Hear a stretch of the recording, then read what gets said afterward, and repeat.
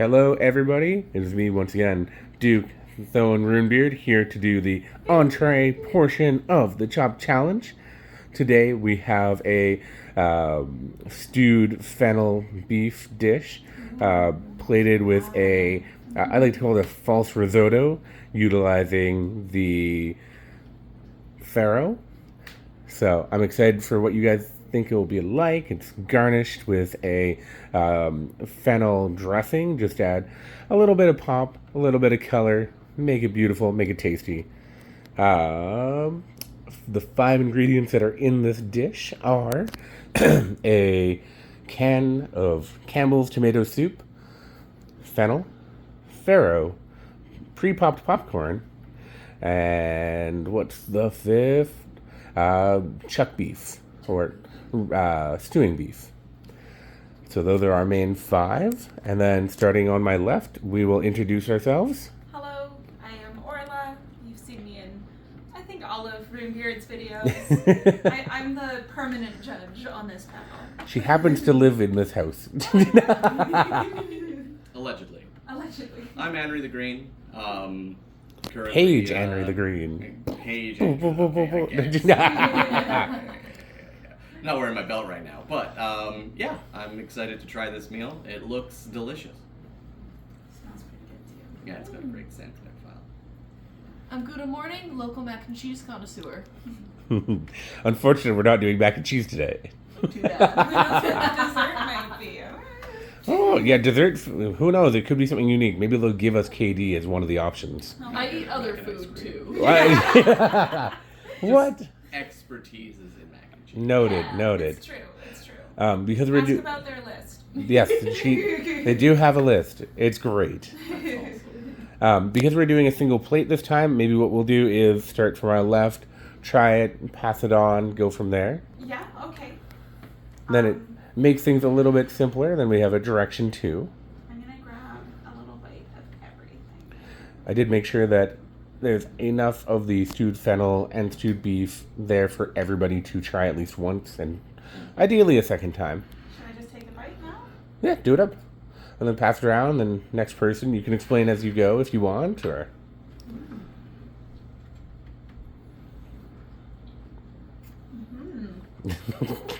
Insightful words. Very insightful. I love them.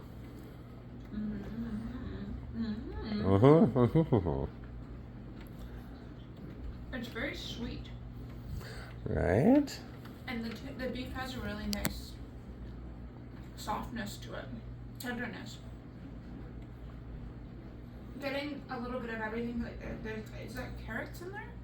There's, yeah. That's why There's a mere pod to go with the stew, just in typical fashion with it. And the stew has a little bit of like curry vibes as well, just to match the sweetness going on with the fennel. There's a little bit of additional spice in there because it needs something to round it out a little better, as well as the sweetness of the Campbell's tomato soup, which is Yeah, that's fair. has its own extra flavor. I like the sweetness. I like it's not so. Like usually with stew, you have that really strong tomatoey, but the sweetness of the stew and the sweetness of the two things kind of takes away from that like abruptness of the tomato. And then the fennel is really interesting because when I tried the dish a little bit earlier during preparation, I didn't like the texture of the fennel. It was like a weird just for me. But with mixing it in with the rest of the stew sauces and whatnot, it kind of minimized that texture and made it more of like a full mouth feel. That's the correct thing to say about food. That is not an incorrect statement. I really like it. It's a good one. Before I take a bite, I love the presentation. The incorporation of the green in the primary part of the dish, as well as your decoration, is an awesome idea, as well as the idea that you are cradling the main dish in your garnish. I love that. I want to say too that the scent coming off of this, usually when you have a stew, the scent is almost overpowering. This is very subtle, right? I feel like that it still has that depth that you would expect a stew to have without being like super duper pungent. Yeah.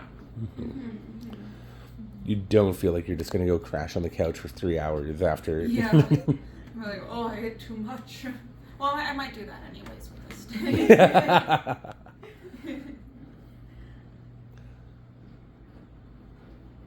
Alright. So, what's going on here is really interesting. There are like 100 different textures that are complementing each other in a very impressive way. Well, 3 really, but they break down even further than that. Mm-hmm. The risotto itself has like almost a crunchy because of the popcorn that you added, while also having that like gooiness that you expect from like a mac and cheese dish. And then that also complements really, really well with the beef that is like perfectly rendered down, so it just kind of like pulls out almost like a pulled pork feeling. Like I would put this on a sandwich and have the best sandwich of my life. Maybe later. That's a great idea, actually. And it doesn't feel too heavy too. Usually you expect a lot of fattiness with stews, but it's almost presenting like a curry when you taste it, and also looking at it on the meal, giving it that like lighter, it almost like wakes you up. Yeah. Sweet. I'm glad you enjoy it. Alright, I'm gonna try and get some of this with your lovely green topping. That's a great idea. Totes my goats. Totes my goats. I haven't heard that expression in years. At least 2 weeks ago. You said it while you were gone.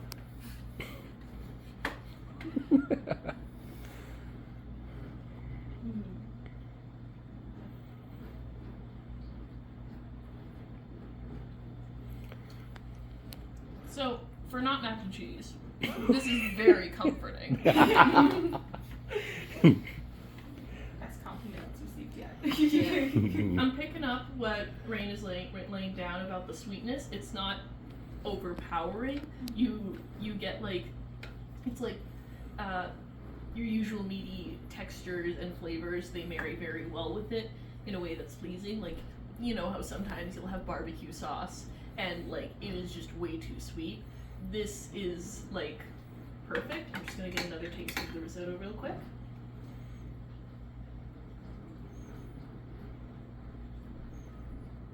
Yeah, it's nice and soft, but it still has that bite to it, probably because of the popcorn.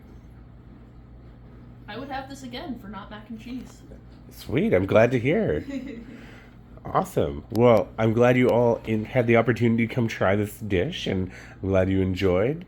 Any passing words before we cut off? I want to try the individual components just to see, because oftentimes with stew and rice dishes like this, the components will meld together, and I want to see the taste of the individuals.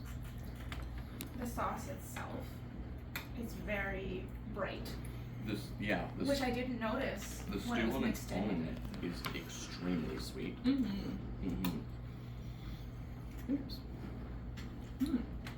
I wonder, was that a bit of rosemary in there? No, not at all. Okay. It's interesting, the flavor profiles that come out with the fennel. You know, you have that almost licorice taste that's very subtle, but still is existing in it, right? Am I right to assume that you would serve this typically on top of the risotto? Typically, yeah. Yeah, because individually, the risotto and the stew are falling short of the level that they are together, which it's cool that if you put those two elements together, you elevate each other in such a way, right? Because it's almost like this has too much salt, this has too much sweet, and together they're like in a new level of energy. Yeah. Mm-hmm. And the brightness of the green sauce with everything just kind of adds that extra layer that just kind of settles and makes it just, as Gouda said, very comforting. And just from like a color theory level, as ridiculous as it sounds, you've got your reds and your greens, and you've chosen shades of reds and greens that don't look Christmassy. And I really appreciate it. And this lovely like beige-ish energy that is joining the two. Yeah. Yeah. The green feels like a highlight, the red feels like the main focus of all of the comfort. I would eat this after a long, hard day of battle.